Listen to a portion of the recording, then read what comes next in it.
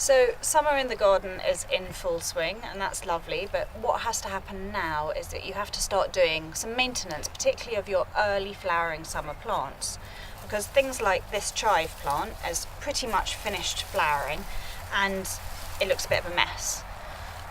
You could leave it, but it would guarantee to self-sow itself all over the place, and then you'd have too many chive plants.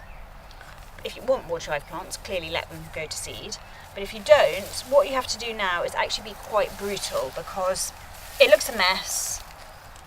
It's going to look brutal when I finish with it, but very quickly, because the weather is warm and it's wet, it's going to reflush and give me new growth, which will look really lovely into the end of July and August.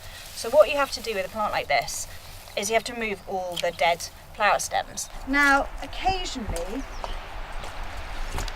you may find that you have a plant like this one back here. Come around here.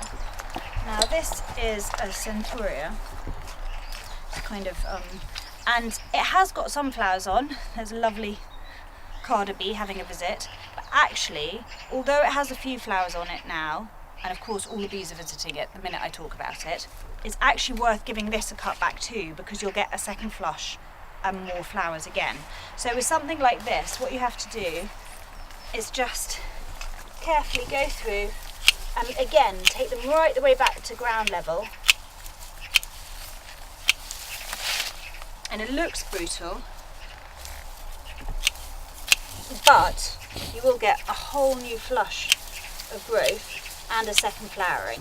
So early summer flowering plants cut back now will give you another set of growth.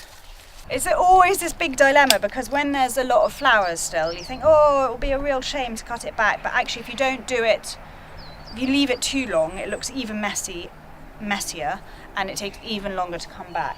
Now, because we've had a really wet June, often also what you get is a lot of very floppy growth, particularly on geraniums.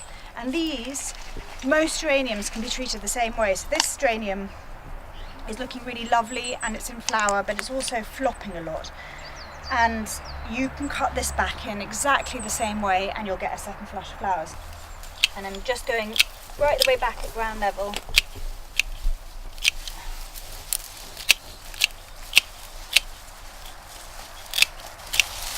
And you can already see there's new growth appearing in the middle. So, although it looks mean, it's very much worthwhile doing. And you just have to keep going through your garden and going, right, flowers are spent, I'm going to take them off unless I love the seed heads, and then I'm going to give them some love and care. If the weather has been very dry, give the plant a really good water after you've cut it back, and I absolutely guarantee you will get a new flush of foliage again, so that the garden looks really healthy into July and August.